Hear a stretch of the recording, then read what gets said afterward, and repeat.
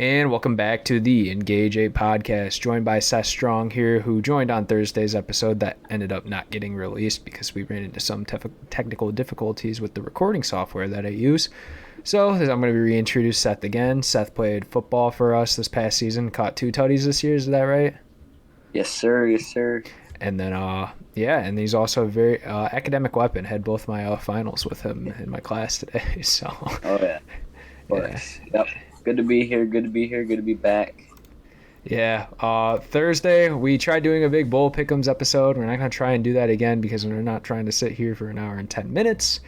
But we're going to briefly talk about what we picked, and then if we got anything to say, talk a little bit about college football playoff matchups, then talk about a little bit about transfer portals and guys like Shedeur Sanders, Travis Hunter, Devin Leary most likely committing to Kentucky, stuff like that. So currently right now, Liberty is playing Toledo in the roofclaim.com Boca Raton Bowl. Liberty is up 7-3. Daquan Finn's not playing for Toledo. Dang. That's the only reason I'm pretty sure I picked Toledo just because of him. But yeah, I took Toledo in that game as well. Yeah, Eastern Michigan coming up with a big win earlier today, 41-27 over the San Jose State Spartans in the famous Idaho Potato Bowl. Yep. I picked EMU just because they were the hometown team. Same. Win for Michigan. All right. The games from Friday, we had the top 25 matchup in the Duluth Trading Cure Bowl, where Troy ended up beating UTSA 18-12. So it was a defensive game. Frank Harris, from the completion percentage, didn't look too good. I kind of like Troy this season. I thought they were a pretty good defensive team. Obviously, it shows in a large scoring game. Who'd you pick, Seth? I took UTSA in that game. I took UTSA, but errors. I thought I don't know. I just thought UTSA was going to be different for Troy to handle, but obviously not. And did you see the Cincinnati versus Louisville game? Yeah, we'll get to that in a minute. We have UAB in Miami, Ohio. UAB coming up with a 24-20 win in a hometown Lenders Bahamas Bowl. Ended up taking UAB in that game, so we're 1-for-1 right now on that. Or actually, we're 2-for-2 if we count the games that we just talked about earlier. So 50-50. And we got Oregon State versus Florida. I picked Oregon State in this game. I don't know. Florida almost had their score and not getting shut out since 1988 streak. Almost collapsed. So pretty interesting. They kicked a field goal at the end. Yeah, Florida, they're struggling for real. Yeah, Jack Miller, who played quarterback for this game because Anthony Richardson declared for the draft and didn't decide not to play in the bowl game. Jack Miller, he transferred from Ohio State last year as a third stringer. And, 13 for 22 for 180. Not the greatest average yards per attempt or completion percentage, but they got a whole year to fix their problems. Louisville versus Cincinnati. Louisville with their first game without Luke Fickell. They come away with a 24-7 win in the Wasabi Fenway Bowl. What did you guys say about this game, Seth? Who did I pick? I picked Louisville. Wow, I'm 4-for-2 right now. Let's go. I took Louisville as well. I had a feeling they were going to come up with this one just because I just felt like not Alex Wasabi, but I just felt like they were the better team in this, and they were actually projected to lose, if I'm not mistaken. But I'm not positive on that. I talked about this on Thursday. I don't think Evan Prater is like a quarterback that can really lead you to wins. I don't think he's got the same arm talent as Desmond Ridder, or I'm pretty sure Ben Bryant, even their starter this year. I didn't think Evan Prater. I watched him in the American Championship game against Tulane. I didn't think he was that good of a player. Right. Is he a freshman or a sophomore? Oh, wait, no. It was the last regular season game. Evan Prater, I believe he's either a redshirt freshman or sophomore redshirt. I don't know. He's pretty young. So, obviously he's got time to develop, too, and that's what it takes for a lot of quarterbacks, too. Quinn Ewers didn't play at all. Now he's a superstar this year. J.J. McCarthy was – and it's just developing in a program where if you're just that freaking talented, you can go and play wherever. His face? Like Caleb Williams, you can start at Oklahoma after Spencer Rattler sucks, and then now you can be a Heisman at USC. So exactly. We got Fresno State versus Washington State, 29-6 win, 29-6 win for the Bulldogs and the Jimmy Kimmel LA Bowl presented by Stifel. Jake Haener and I'm pretty sure his last game as a Fresno State Bulldog I'm pretty sure he's going to be in the draft according to what I've been reading and seeing like prospect rankings and stuff. But this Mims kid also ran 18 for 209 and 2 touchdowns. Honestly, didn't have my eyes on this game. I saw that Cam Ward was really struggling, which is someone who I really like and enjoy watching. And I really was interested because he won like the Player of the Year in FCS at Incarnate Word, but struggle bus. We'll see what happens. I mean, I take bowl games with a grain of salt just because a lot of kids are sitting out or in the portal. So yeah, I agree. Especially the main top players that are going to the draft. Also got it wrong. So Did you take Washington? I took State? Washington State. Yeah, so I'm 4-3. Oh, okay. Yeah, I took Fresno in this game. I don't know. I really don't know why. I just took it because I just thought they were the better team. All right. We got Rice versus Southern Miss. Southern Miss ended up coming with 38-24 game. Frank Gore Jr. had 329 yards with 2 touchdowns. Pretty insane stuff there. I thought Rice was going to win this one. I really didn't know anything about this other than Frank Gore Jr.'s on Southern Miss. So, well, that was my mistake because the genetics from Frank Gore ended up showing this game. So. Yeah, I took Southern Miss in this game. I honestly could not give you another valid reason why, but I did, and it paid off. Yeah, so what am I 4-4 now? Yeah. All right. SMU versus BYU. I ended up taking SMU just because of Tanner Mordecai, and I thought his ability this year, especially in the second half of the season, was going to be able to show. And I mean, there was a 1-point game. BYU ended up winning 24-23 in the New Mexico Bowl. So 4-5. 4-5 now. God. So. Yeah, I lost that one as well. I believe I'm like 3 for 6, or wait, what are we at? 4 for 6? It would be. I'm 4 for 5 right now, so you'd be 3 for 6 or 4 for 5, one of the two. Yeah, I mean, Jarian Hall is someone I really liked at BYU this year, but honestly stopped paying attention to them once they started losing games, and especially after that Arkansas game, they looked awful. Mm-hmm. We got North Texas versus Boise State. Boise State with the 35-32 win in the Frisco Bowl presented by Serve Pro. I knew Boise State's quarterback was pretty good, but I'm pretty sure he's in the portal right now. And I know North Texas's quarterback is 29 years old, and I got to play with them on NCAA revamped for a little bit, so I can tell you a little bit about this team, but not too much. So. Yeah, this was a really close game actually. I took North Texas over Boise, but I took Boise, so I'm 5 for 5 now. This one could have went either way. Yeah, and then the last game that happened, Marshall versus UConn. Marshall ended up taking the 28-14 win. I know Michael Carter, the running back, he transferred to Michigan State. Now he's there. He looks like a freak athlete. Not rated too high, but ratings don't really matter, in my opinion. So, right. Big. Who cares? But yeah, pretty good win for Marshall. Pretty good defensive team all year, and just showcase that again in this game. Agreed. All right.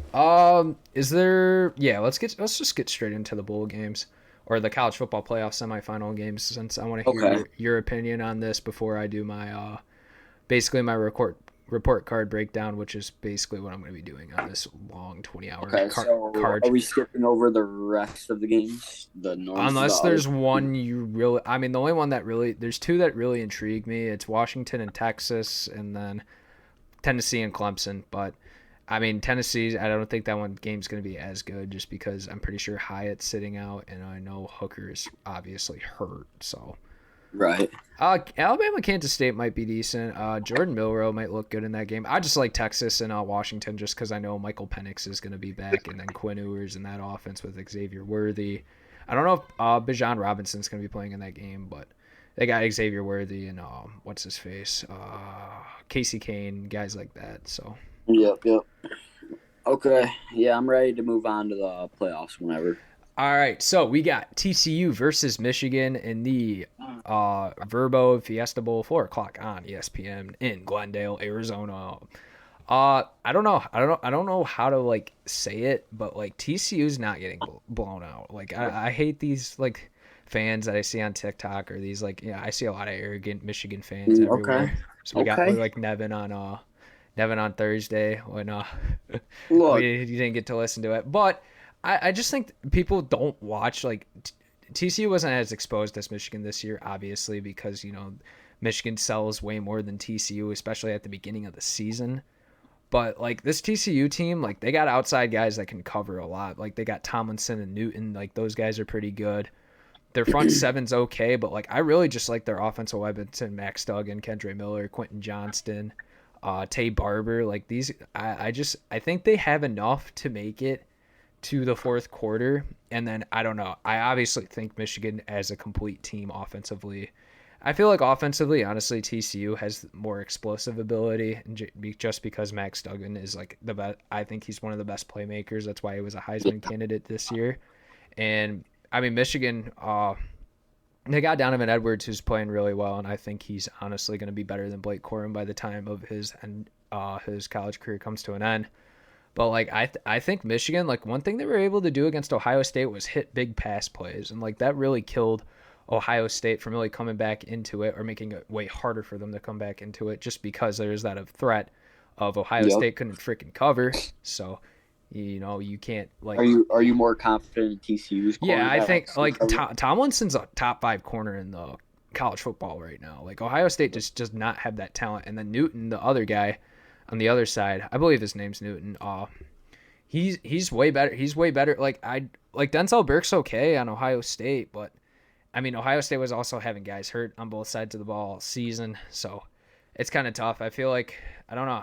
I just really like this TCU team. I'm not saying that they're gonna win, but I'm saying that they got way more of a chance. And the safeties aren't bad. I worry about the linebacking crew for this TCU team, but I feel like if they can just stack the box, honestly, and their guys can cover on the outside, then it doesn't really matter. Yeah. So this TCU team, they're really special, like in their athletes and all that. But I really just honestly, I think Michigan's gonna win this game by 2 or 3 scores. And the reason for that is if you're looking at TCU's schedule and you trade it with Michigan, I think Michigan's winning every game that TCU even had a close game with by like a lot. Like I think Michigan is smoking every team that TCU had struggles with this year. And I think Michigan is just all around better team, and their defense is just gonna like give TCU a big wake up call. And the one thing I will say is I think this game is going to be very close in the first half, because both teams are second half teams indefinitely. And I think they're both going to come out hot in the second half. And it's going to start off slow, but I do think Michigan's going to end up taking it by at least 2 scores. It's my prediction. My thing is, when I look at this, Illinois, known for their pass coverage this year, defensive coordinators, now the head coach at Purdue, 19-17 game, because Michigan couldn't really pass the ball against them. Same thing with Maryland. Like Maryland had a terrible pass rush, but they were locking up everyone downfield, and they couldn't get their running game going at all times. And Michigan low-key won that game just because of field position and stuff. When I watched it, like I watched one play where JJ literally had 10 seconds and couldn't find anyone. Like the reason why I think they dominated that Ohio State game so much is they had there was like 5 plays for like 360 yards, or like some absurd stat with all their big plays. I don't think the secondary now I think they could probably get it in the run game, if I'm going to be honest, if Michigan's going to more focus on that, which is probably what they should do. Like Kansas State was able to have freaking 5'6" Deuce Vaughn make everyone look silly out there, and he was able to go out wide and stuff. So I feel like if they can they could do the same thing with Edwards. Edwards is just a taller, bigger, athletic version of Deuce Vaughn, and in my opinion, I mean, he's obviously not as developed as Deuce Vaughn just because he's been in college longer. But still, like I think I don't know. I feel like this Michigan team could if they game plan correctly, they can win this game. But I don't know. I think TCU can do something, and Max Duggan's going to be the Big Ten. They haven't had a basic quarterback that's like a really good dual threat, and Max Duggan is probably one of the better dual threat quarterbacks in the country.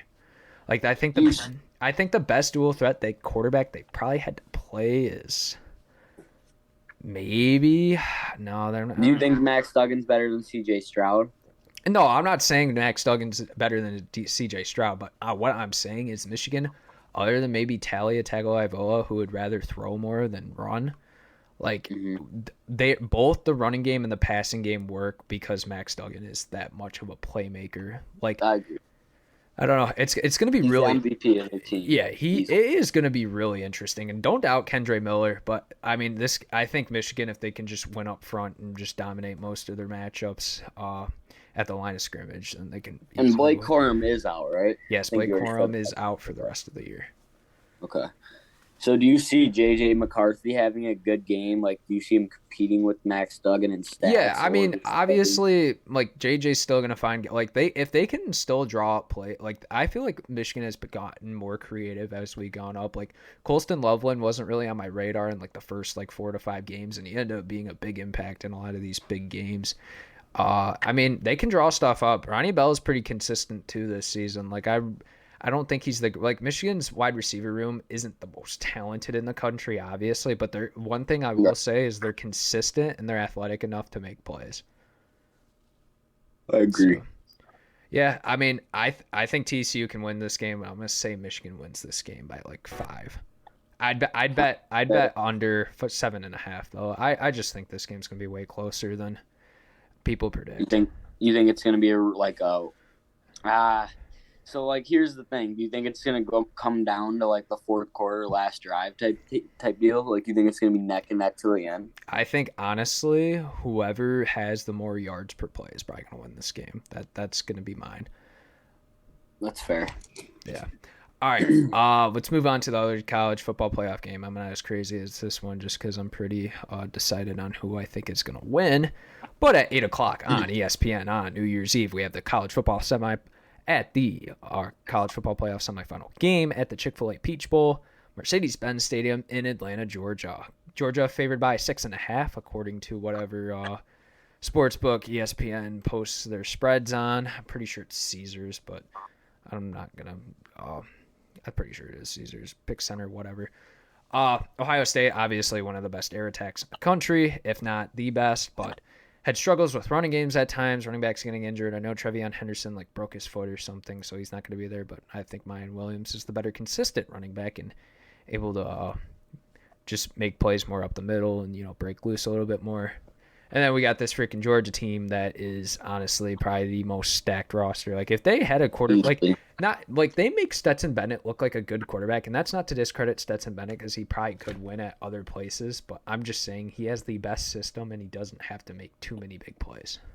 Imagine Max Duggan on that team. Like imagine a quarterback like Bryce, like not no, because Bam was really talented.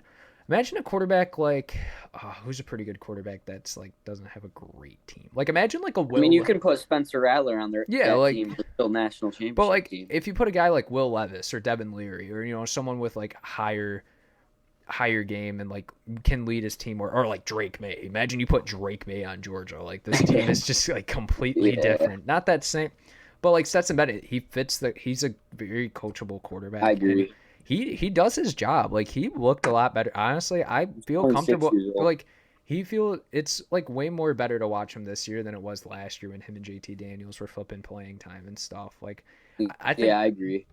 Stetson's done an amazing job this year. Kenny McIntosh is a really good running back, and you got guys like Bowers, McCockney, Darnell Washington. Their receiving core is a lot better, and like they don't even get shown for that much because of they're so dominant on the ground and on defense, where they only got to run it. Yeah. They only got to run it up the middle like 5 times, and then they end up hitting a big play and going for a big gain. Their other running back that they use, what's his face?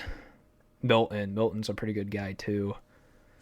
I just feel like Georgia's defense is just so consistent that they're just not gonna let any separation in this game, and their offense is like good enough to do the job. And I think Georgia honestly wins this game by less than people are thinking, because Ohio State's still gonna surprise some people just because Ohio State doesn't like they're gonna compete at any time in the playoffs. So right. Yeah, I'd like to see what CJ Stroud can do, to be honest. But yeah, I think it's going to be closer than people think. And like, I don't think obviously Georgia's not going to take these guys lightly. This is a playoff game, not like, like the freaking Fenway Yankee Stadium Peach Cheez-It Bowl or whatever. Like this is a pretty serious game, but like I think Ohio State, if Ryan Day the problem with Ryan Day this year is even last year, he was not willing to make adjustments at all. He's like, that was the problem in that Michigan game. They got torn apart early, or they had plays hit on them early, and they were just like, oh, we're just going to leave everything the same. Oh, and I mean, Yeah, obviously, you got your coordinators and exactly. position coach. Like, it's not just on the head coach, it's everyone involved, but also the head coach brings in everyone. So that's why, like, he's going to get most of the blame. But And you haven't seen Ohio State beat Michigan in 2 years, like in a row, in like yeah, how long? And that's forever. exactly right when Ryan Day just came in. He just started Right, it there. and it's not like when he had Urban's players, it was different. Like Justin Fields, like he was a really good quarterback. He just Yeah, and I mean the receiving core is probably just as talented. I don't know. I mean, Marvin Harrison Jr. is awesome. I mean, if JSN played this year too, it would have been a different as well. I mean, Emeka Ibuka still good. What's that kid? Oh fuck. I didn't mean to curse. Well, I don't really care. Fleming, he's pretty decent. There's one guy that they use as like a Debo Samuel, and it didn't really work out. It did against Indiana, but yeah, I mean, and Cade Stover's really good too, in my opinion. But yeah, I mean, I don't know this. I think like this Georgia secondary, like Christopher Smith, Bullard, Ringo, Lassiter, like those guys can literally lock up anyone in the country. And then you got guys like Jalen Carter and Stackhouse and Mondin. I mean, if they all play, what's his face? Oh, Nolan Smith too. Like I just so many guys that can make plays on this defense. Like they there's reloaded this year. I mean, it didn't really show up at the beginning of the season. People were like, "Is this Georgia team that good?" Especially after that Kent State Missouri game. But like I'm not concerned about that because I know they're taking those teams lightly or not as yeah. serious. I mean, as much as you shouldn't do that. Like Well, as much as the coach is like, "Oh, we got to prepare for everyone and stuff," those players still are the ones on the field, not the coach. yeah, and the players know that those games are like way less important than this game. They just got to show up when it really matters, and they'll be fine. What I do like though is that the linebacking and safeties on Ohio State are good, and Eichenberg, Chambers, and then Ransom and Hickman. I just think that the pass rush could be a little bit better at times, especially in big games. I mean, they have 32 sacks as a team on the year, but like the Big Ten is like not consistent in the terms of quality of talent compared to the SEC or even the Big 12. Like the Big 12, I know TCU, like people say the Big 12 is weak. It's not. It's a competitive conference and every game was closer because every team was in a margin of each other, and TCU is just a product of being the best team in that conference and not only losing Right. one game. So So, I also think TCU is a lot more battle tested than Michigan, but Michigan's also played in the bigger games than TCU. But TCU is in a big game pretty much every week. That's are you saying battle tested as in like they've like had hard games? yes, like they know how to win in bad situations and get Yeah. out of stuff, and like that you need that sometimes in a playoff game. Like I mean, the best team's supposed to win, but like the best teams know how to win in every single situation. And Michigan, I mean, they haven't had to. They had one game against Illinois and one game against Maryland that was close, which those are two way lesser teams in terms of talent than Michigan. I mean, maybe not the Illinois defense, but like they're much lesser than what Michigan is. And like TCU, I mean, Yeah. honestly, if you're looking at from like a ratings perspective and like power rankings and whatever, they're not ranked that high in like the teams in the Big 12, especially at the beginning of the season, like Texas and Kansas Yeah. State, like They those didn't guys. get the hype around their names. Right. And I mean, to be fair, this is a first year head coach with the guys that he hasn't even recruited, and he's doing a hell of a job. So it's just an accomplishment to make it at that point, anyways. Yeah, and I honestly do think if TCU comes out and they smack Michigan in the mouth, Michigan hasn't really had that all season, and it really could just like test them, and they could fold in that situation. So we're gonna see. We're gonna see how they play against a really good team like this. I know they already did this against Ohio State, but that's also a rivalry game for them. So this is also a different vibe. Yeah. I don't. Speaking of Michigan, the number 2 guy in the 24/7 transfer portal rankings, Ernest Hausman, has committed to Michigan. I watched some film on him. Pretty violent linebacker, I would say. Definitely has speed. He played a little bit of receiver in high school too, as well. Pretty good, but I really wanted to talk about this. Travis Hunter, Shador Sanders, Shiloh Sanders. I mean, Shador and Shiloh are probably going to Colorado. They crystal balled them like Yeah. literally a day after they entered. But Travis Hunter, this is really interesting here, because during his whole recruiting process, he was committed to Florida State for a very long time, and then ended up decommitting or ended up flipping on signing day, which is tomorrow, and I'll probably cover that on like Friday, cover rankings and everything, and top prospects that I like, especially like Dante Moore flipping to UCLA just because he's local. But yeah, I really like Travis Hunter. Honestly, I think his ability to play on both sides of the ball is crazy. Like, I mean, yeah, you can't forget this guy is the number one recruit coming out of high school. Like, he is a special talent, and he's crazy. Like, obviously, it showed at Jackson State this year. Like, I know I know he's hurt at times at this year, but he was able to show he was a threat. I mean, obviously, Jackson State's not the SEC or a Power 5 school, but his ability to still dominate on both sides of the ball. And so here's the thing. I'm pretty sure he went to Jackson State just because of Dion, and he probably got NIL just because, brands want him and everything. But yeah. I know Georgia, I was hearing this from On3, so shout out to On3 and thank you for the information that Georgia was late in the recruiting process for Travis, was trying to make a big push for him at the end and trying to get him to flip there. So people are wondering, well, is he going to go back to Florida State, which is probably not happening just because when you decommit from a school, you kind of like someone that I know in our county, but I'm not going to name names. When you decommit from a school, I feel like it's kind of like, oh, do you really want to back? Like, I feel like that's just a bad vibe in the campus. I mean, maybe it's different because he's the number one player in the nation, but I don't know. And you're probably stoked to have that guy, but like between players in the locker room, that can cause like bad blood. Like if someone were to transfer out from our school and then come back and play after they didn't make it somewhere, the coaching change or whatever, I'd be like, well, I don't know. Like, that's not really that cool. But my thinking is either he goes to Georgia just because he could develop as a player greatly, like develop in that Georgia system that's been able to put a ton of guys in the NFL last year.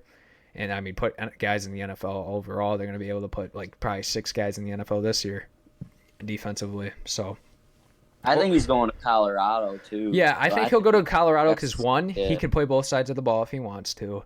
2, you're not going to learn stuff from guys at Georgia compared to what you can learn from Dion, just because Dion was such a baller back in his day. That's his guy already. Like he went to JSU for Dion. Right. I feel like if Dion's flipping to a D1 school, it's even better for him now, so he can get the exposure he needs. And I think he knows he's going to make it to the NFL regardless at this point. He probably just wants to. As long as he doesn't have injury issues. Like, it's kind of like the Derek Stingley thing. Like, if you don't remember, Derek Stingley was crazy for that 2019 LSU team. Yeah, it balled out his freshman year and really didn't do much after, and was still the third overall pick, and he's doing okay. But like Sauce Gardner is a lot better, and Kyrie Elam on the Bills. But anyways, yeah, I mean, you just said it. Like, he's done enough already where like NFL scouts are gonna be all in love with him, and as long as he plays in like 25% of the games, honestly, in the rest of his career, he's probably still gonna be a first round pick. Exactly. So it really doesn't matter where he goes, in my opinion. But I feel like he's one of those guys that just loves. He's a gamer. Like, he wants to play. So. Oh yeah. Yeah. Devin Leary, quarterback from NC State, did really good. He had like 35 touchdowns with like less than like some certain amount of interception. Was really good in his in the 2021 season. Got hurt this year and really didn't get to his shot to show what he could do this season even more to get drafted. So he is now committed to Kentucky, who just lost Will Levis to the draft.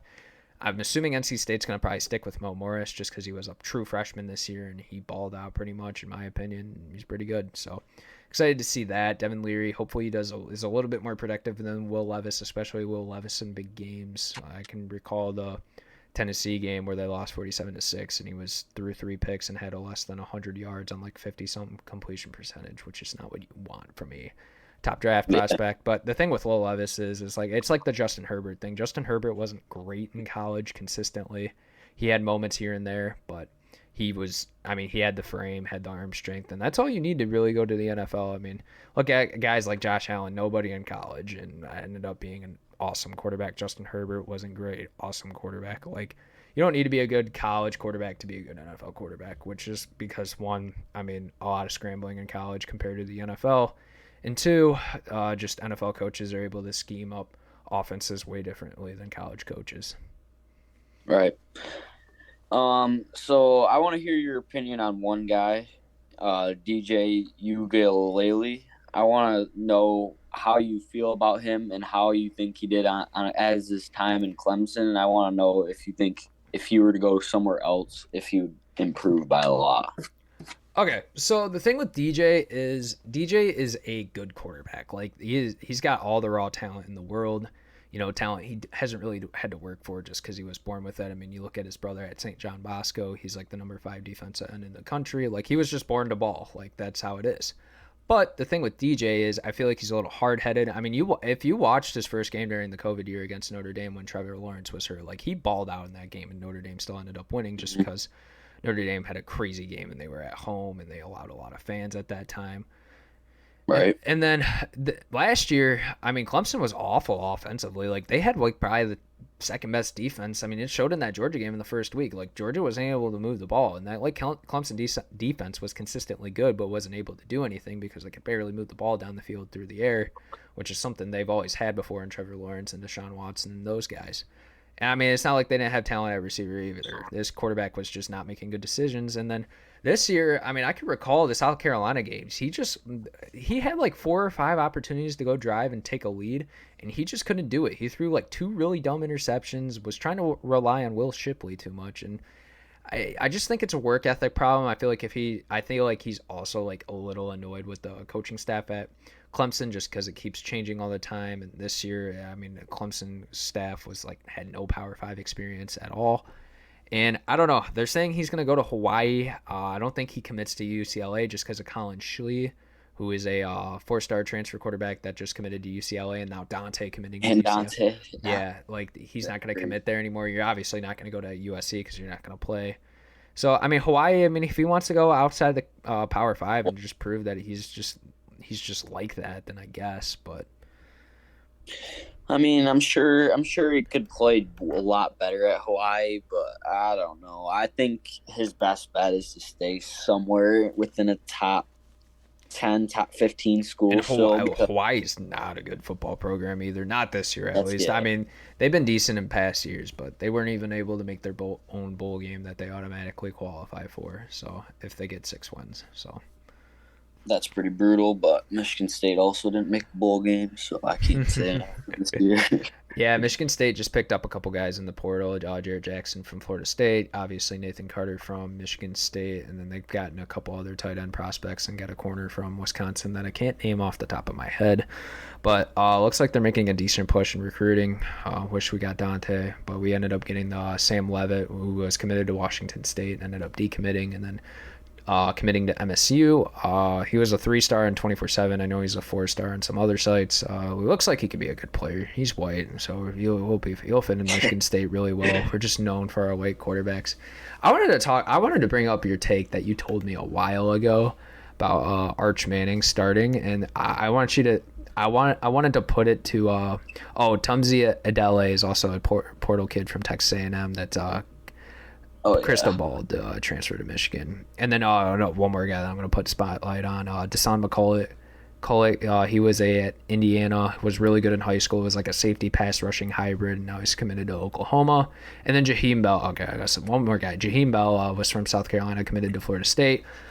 Used as Deebo Samuel on roids in terms of like a wing back, H-back, running back, wide receiver, can play outside, like literally played everywhere offensively as a skilled. So pretty interesting. So yeah, the Arch Manning take. So you think Arch Manning's going to start as a freshman? So here's what I think. This is my thing or my take. I've thought about it. I know Quinn Ewers is the guy right now, but like my personal opinion, when it's all said and done, Arch Manning is the better quarterback, and he will be the better quarterback. And me personally, I think Quinn's having a great season this year, but it really can all change within a year. Like, it's not going to be the same thing. So maybe it's a little bold to say Arch is going to come in and take the role, but I think anything can really happen. Quinn could get hurt. Quinn could just be underperforming. He could be just, not getting the job done. And Arch already has all that hype coming up into the season just because he's, whatever, the nephew. He's a Manning. Yeah, he's just a Manning. So, yeah. I think he has a great chance, honestly. Yeah, like he's up there. I mean, I think as of right now, if you're gonna choose today, Quinn Ewers is your guy. But I think it can definitely change.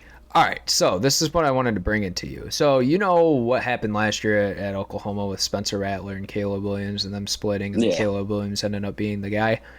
yeah, I mean, Quinn Ewers, his inaccuracy shows at times. Obviously, he's a young quarterback with hell of arm strength. Like he'll play, he'll be an NFL quarterback. He'll probably be a day one NFL quarterback.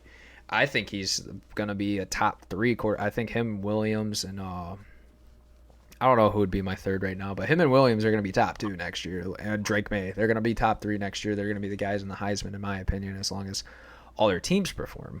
But what I'm saying is theoretically, what happened with Spencer Rattler, where he looked a little bit shaky in his first couple of starts, but like towards the end of that season, people thought he was going to be the guy. Oklahoma was going to be able to make a college football playoff push just to get blown out in a semifinal game for like the 18th straight year in a row. And then but we saw what happened. Oklahoma offense was struggling with Rattler a ton, and they ended up putting in the freshman Caleb Williams, who was he went to like all the Elite 11 camps and stuff, and like was known as this like not big time guy, but like he was very well known. He wasn't like the highest rated quarterback, but he was like, top 11, obviously. yeah. So what I'm saying is the same thing can happen with Arch as happened with Spencer and Caleb Williams. And like, I just thought of that. I'm like, wow. Like, I mean, I think Arch needs a little bit more development just at the next level, just because of how he plays. I think he's got all the talent. I just think mentally, and I mean, he's got uncles and stuff. I just think it's going to take him a little bit more time to develop than people think. Yeah. Just because of how simple his offense was at Newman, in my opinion. And you think it's going to take him an extra year? I think if he I mean, he's going to get game time just because Texas will either get blown out or blow out opponents depending on what their defense and offense does. But obviously, I mean, that's how you play football. But I think I do think he'll play at times next year. He won't obviously be a starter, but he'll get reps, and then I think he'll be really good I think he'll be really good. You brought up the Caleb Williams, Spencer Rattler thing, but it also could be like a Cade McNamara, J.J. McCarthy first. Right, yeah. I mean, they're going to try to give him reps, but I don't know. All right, that's going to conclude everything. Thank you, Seth, for hopping on. I enjoyed your insight. Yep. No problem. We had pretty good conversation back and forth about pretty much everything that went over in terms of college football playoff and transfer guys. Definitely have you on at the end of the season because we can recap all our bull picks when I get back from the great state of Florida. So sounds terrific.